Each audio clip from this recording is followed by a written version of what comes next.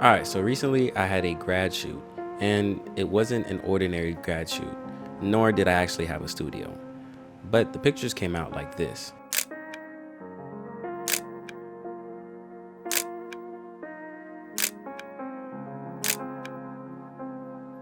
So I shot this in a regular room, no studio, budget lights, just me, my camera, the model, and a vision. So I wanted to show you guys a little bit about no budget, Vogue style photography. And you don't need a studio, you don't need crazy high power flashes, high power lights. You actually don't really need a lot. I didn't have a lot. But today I'm gonna show that and I'm gonna break it down to you. Now a little bit of background about this. The model wanted this to be kind of like a yearbook old 90s style. Something that you'd see in, one of those black culture type of pages. And she wanted to do it for her graduation. So I tried to book the blue background, the nice vibey blue background that everybody uses. Unfortunately, it was not gonna come in time. As well as we did this late, so the school studio was actually gonna be closed. Luckily, I had my own lights and I chose to think fast. Now, usually when it comes to doing photography, you would probably use flashes. But me, I shoot a lot of natural photography, so I've never really had the urge to buy the newest thing or the newest flash. I just use my continuous lighting, and that's pretty much okay. As long as it's, pretty powerful, you should be okay. However, when you go into the sun, just get you a flash. However, when it came to this, I decided to just use my two lights. I had an Aperture 120D Mark II and a small rig 60B. So the key to lighting subjects like the very bare bones basic is similar to kind of like video. All you need is literally the fill light to light the model's face and the backdrop and everything. And then you use the other light to light the shadow side or to spread light onto the background. Now I shot this in an apartment actually, and it's pretty small actually. But all we really needed was just the model's waist and up, so I wasn't too sad about that. I had my biggest source, which was the 120D Mark II, and I just backed it up about maybe 6 feet away from her with my 90 centimeter softbox, and it practically filled the whole thing. However, to the left side of her face, there was a bit of a shadow, and that's not what I was going for. I wasn't going for anything dramatic, anything contrasty. I wanted her whole face to be lit up. So all I did was go ahead and clamp my 60B to a chair. Yes, I clamped it to a chair with a magic arm. Once I did that, I just threw it close to her face. I matched the temperature of my 120D. D stands for daylight, so daylight is usually 5600. So I set that to 5600, and I had that going, I think at about maybe 60%. Now when it came to the backdrop, couldn't really do what I wanted to do, so I went to Joann's Fabrics, found me a blue backdrop, and made it work from there. So I instead just used a nice blue backdrop. I think I got 2 yards of it and made her cut it, and it was about $14. So look at that, saving money already. Afterwards, I headed to the apartment and I tried to iron out the creases and little things inside of the backdrop, but unfortunately I could not get it all out. So I relied on the editing. And you don't need a studio, you really just need control of the light. And also when it comes to having these big powered lights and they have the huge softbox, mind you, it's big for a reason. That's why people get big softboxes. All you have to do is draw back the light and the light will spread even more and it will become softer. So now I'm gonna take you guys into what exactly the photos were looking like. So as you can see, this is what the photo actually looked like. As you can see, if we zoom in, you see I have all these creases and everything. All these creases. Wasn't really seamless, but I knew that I was gonna edit it and it came up looking like this. Now, as you can see, we add a little bit of grain, a little bit of skin smoothing. So now this is my preset. So as you can see, it pretty much gives me the certain vintage kind of yearbook photo that I'm going for. So of course I went in and did a little bit of masking and everything, but this is essentially how the photo came out. And as you can see, she looks pretty good, but it's just the backdrop is not really clean. So once you're done with this now, all you have to do is export it, and then we're gonna head into Photoshop. All right, so now we have our picture and we are here in Photoshop. So what I'm going to do first is go ahead and copy the same thing. We can just select it and press Command J or Control J, I'm pretty sure on Windows. We're gonna delete this background here. And now we have 2 copies.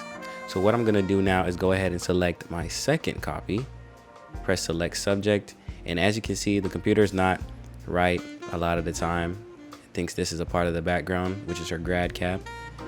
And you're gonna miss it depending on what exactly you're doing or how exactly you lit it. The best thing to do is to light the subject up as much as possible so that the computer can tell what you're doing.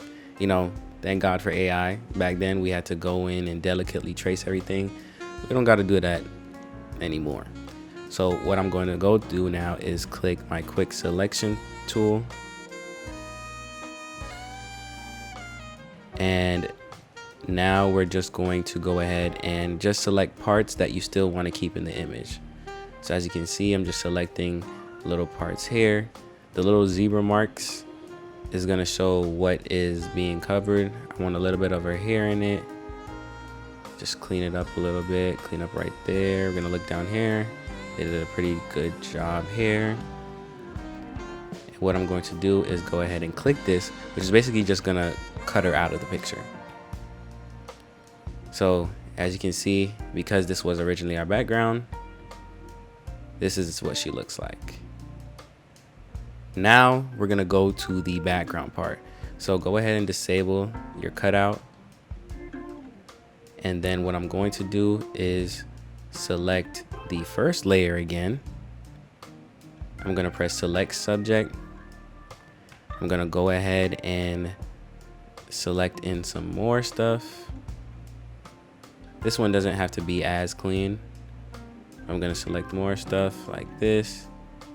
And then I'm going to select the inverse layer. So now what we're gonna basically do is select the mask again. And it's going to make this little silhouette version of her. Now this is the fun part. I usually choose the same background, really just because I want everything to be continuous or have continuity in my photos. So what I'm going to do now is click my rectangular marquee tool, and I'm going to just select an area.